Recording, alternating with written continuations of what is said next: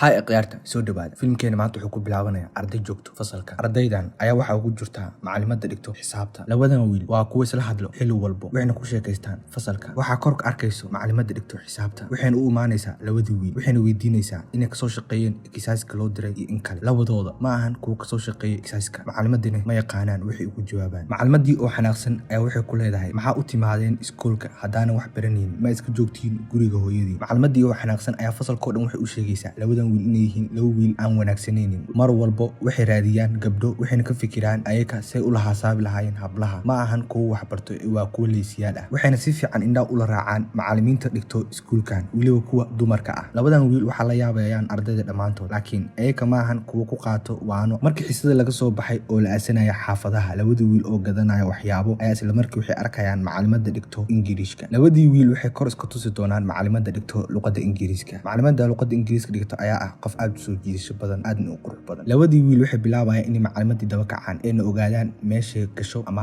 xaafadeeda ay degan tahay. Macallimada inteen aasan xaafadeeda waxay martaa swimming ama baraag lagu dabaashto. Labadan wiil ayaa soo daba kacayaan macallimadii oo dabaalanayso ayay ka dabaala doonaan. Raabar iyo Jaasab waxay isku tuuri doonaan baraagtii waxayna hoos u yumban doonaan baraagta ayagoo rabo inay daawadaan macallimada. Labadii wiil waxay galayaan biyaha hoostooda waxayna daawanayaan macallimada. Labadii wiil macallimadii markay ka soo baxdo biyaha aad ay u farxayaan waxayna heleen waxay rabeen. Labadii wiil ama labadii xariif waxay macallimada u soo daba kacayaan gurigeeda waxayna daaqada ka daawanayaan macallimada. Macallimada ayaa ku farxayso ninkeeda wayna ku faraxsan tahay macallimada ninkeeda inay la kulanto. Labadii wiil waxay ka daawanayeen markaas daaqada. Mar kale ayaa waxay ka daba tegayaan daaqada qolkeeda jiifka. Macallimadu iska bedelayso dharkeeda ayaa Raabar wuxuu rabay inuu ka qaato sawiro macallimada. Laakiin waxa ka celinayo Jaasab. Raabar wuxuu u sheegi doonaa inay tahay waxyaabaas camal waxyaabo qalad ah oo ka soo gaaraya ay ka dhoobtiin dhibaato. Maalinta ku xigtay macallimada Ingiriiska ayaa waxay ku leeyahay xiso. Raabar ayaa loo wacayaa. Raabar wuxuu ka keenay buunta aad u fiican luqadda Ingiriiska. Macallimada ayaa isla markaas u mahadnaqayso Raabar waxayna leedahay waa fiican tahay ee hore u soco. Macallimada luqadda Ingiriiska dhigto waxay u soo wadaysaa ardada filimkan ay ku baranayaan luqadda Ingiriiska. Macallimada filimku ku dhamaado waxay leedahay filimku wuxuu ku saabsanahay inaad wax qabsatid oo isku filnaatid noloshaada. Waxayna leedahay filimku waa filim asiga dhan ah dhiirigelin. Maalintii ku xigtay labada wiil waxay imaanayaan meel buunda ah. Meesha ay ku sheekaysanayeen labada wiil waxayna ka wada sheekaysanayeen macallimada Ingiriiska si u qaban lahaayeen. Labadan wiil ayaa waxay ku tashanayaan macallimada Ingiriiska inay qabtaan. Waxayna leeyihiin macallimada Ingiriiska waxay xiisaysaa filimada dhiirigelinta ah. Waxaan ugu sheekeynaynaa filimada noocaas camal inaan jecelnahay sidaan u soo jiidano macallimada. Maalintii ku xigtay waxay imaanayaan iskuulka laakiin ardayda dhan waxay joogeen qaarkood banaanka. Jaasik iyo Raabar waxay ku tashanayaan in ardayda kala fasaxaan si ula kulmaan macallimada Ingiriiska ayaga kaligood. Jaasik oo xariif ahaa wuxuu u sheegay ardayda macallimada Ingiriiska inay maanta imaanayeen inay xiisa jirin. Waxaan u sheegayaan xisada dambe bas inay jirto xisada maanta inay jirin oo hore. Waxayna ku leeyihiin xisada dambe imaada xisadana waa fasax aniga waa iska bixinaa. Waxay saas ku kala direen ardayda. Waxay soo galayaan fasalka waxaana soo galaysa waqtigaas macallimada. Macallimada ayaa waxay ku dhihi doonto fasalka maanta maxaa ku dhacay ardayda laakiin ayaga ayaa waxay dhihi doonaan ma naqaan aniga ardayda meel ka bixin. Macallimadu iska fadhiisanaysaa waxayna bilaabaysaa xisadeeda. Labadan wiil ma xiiseynaynin xisada laakiin waxay xiiseynayeen macallimada jirkeeda. Waxayna eegayeen waqti walba macallimada meelay ka qaaban tahay. Labadan wiil waxay bilaabayaan qof kasta inuu niyeysto macallimada. Qof walbana wuxuu niyeysanayaa macallimada asigoo la baashaalayo. Macallimadu waxay arkaysaa labadan wiil inayna ku soconin xisada. Isla waqtigaasna waxay ku leedahay labadiina wiil waxaa taadiin laba qofood aan ku soconin xisada. Waxayna u sheekeynaysaa sheekooyin iska caadi ah. Maalinta xisada waxay ku qaateen sidaas. Macallimada oo cabayso sigaar ayaa waxay soo fuulayso qaybta kore ee iskuulka. Waxaana ka soo daba baxay waqtigaas Raabar iyo Jaasik. Raabar iyo Jaasik waxay sheeko u qabanayaan macallimada. Waxayna ku leeyihiin iska dhaaf sigaarka. Kuma fiicno oo wuxuu u daran yahay caafimaadka. Laakiin Raabar ayaa macallimada amaanayo wuxuuna u sheegayaa inay wadato dhar aad u qurux badan oo na tahay qof aad u qurux badan iyada oo ah qof aad u soo jiidasho badan. Macallimada waxay fahmaysaa Raabar inuu yahay qof aan caadi ahayn sababtoo ah wuxuu ka sheekeynayaa iyada quruxdeeda. Raabar macallimada wuxuu u sheekeynayaa inuu yahay asiga photographer oo aad ugu fiican sawirada si loo qaado. Raabar ayaa wuxuu ka dhaadhicinaya macallimada haddii rabto inuu sawir ka soo qaadayo waqti walbana heelaya asiga. Macallimada dhigtay luqadda Ingiriiska iyo ardaydan ayaa aad iskugu soo dhawaanaya waxayna naqanayaan dad aad saaxiibo u ah. Raabar macallimada wuxuu u sheegayaa maalintii dabaalanaysa inay maalintaas ahayd maalin aad u wanaagsan. Wuxuuna u sheegayaa inay dabaasha aad ugu fiican tahay.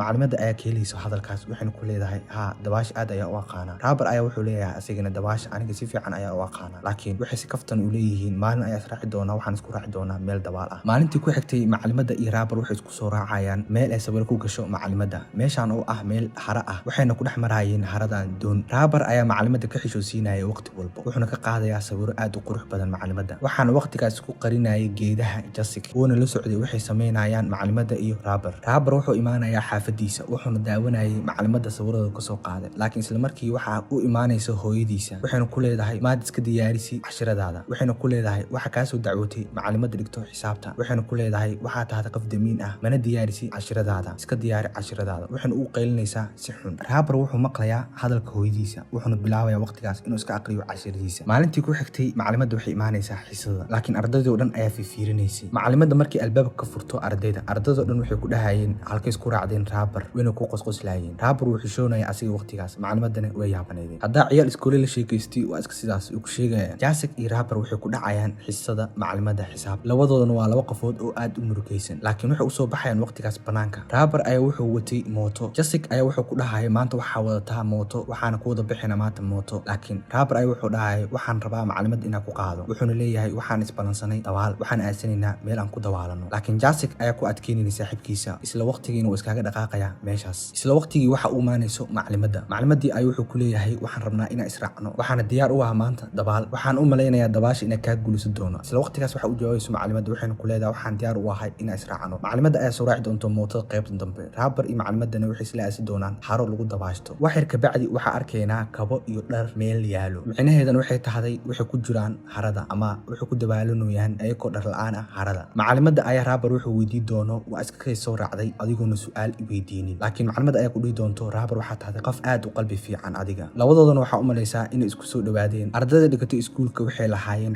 xafladaas oo ah inay u baxaan meel banaanka ah. Waxay soo raacayaan baska Raabar iyo Jasik. Raabar meesha dalxiiska u aasanayeen waxaa qol ka mid ah ku balaminaysaa macalimadda wuxuuna sugayaa Raabar inuu u timaado macalimadda wuxuuna wada Raabar u wax laakiin isla waqtigaas waxa uu maanayso macalimadda dhigto xisaabta macalimaddaana oo ah mid ay isnicib yihiin asiga. Raabar wuxuu ku tuurayaa meesha uu wax wuxuuna ka cabsoonayaa inuu u sheegto hooyadiisa. Raabar waa asiga mid helay jacayl waana mid iska fikirsan asiga mar walba mana soo dhexgalayo bulshada dheelayso laakiin isla waqtigaas oo dheelayeen kubadda gacanta lagu ciyaaro Jasik iyo asxaabtiisa. Jasik ayaa u maanaya Raabar wuxuuna ku leeyahay nala dheelkaale kubadda. Isla habeenkaas ardaydu waxay dhiganayeen xaflad macallimiintana waxay ahaayeen goobjoog. Raabar ayaa xafladda u bixinin wuuna soo baxaya wuxuuna imaanayaa qolka jiifanayaan macallimiinta hablaha ah wuxuuna kor ka daawanayaa macalimadda xisaabta iyo macalimadda ingiriiska oo isla jiraan. Macalimadda xisaabta way jiifanaysaa waxayna aasinaysaa qaybta kore ee dabaqa ah. Isla waqtigaas waxaa gudaha u soo gelayo Raabar waxayna ku leedahay meeshaan maaha meel safe ah waxaana arkayso macalimadda dhigto xisaabta. Raabar iyo macalimadda waxay ka soo baxayaan meeshaas waxayna isla soo aasanayaan duurduurka sidii waqti ugu soo qaataan halkaas. Waxayna isla soo aasanayaan meel duurduur ah halkaas ay ku wada qaadan doonaan waqti. Subaxdii waxaa la xaadirinayaa ardayda waxaana xaadirinaysay macalimadda dhigto xisaabta. Raabar iyo macalimadda waxaa laga dareemayay indhahooda jacayl labadooda qofoodna aad ay isku dadaawanayeen. Markii laga soo noqdo xafladii loo baxayay banaanka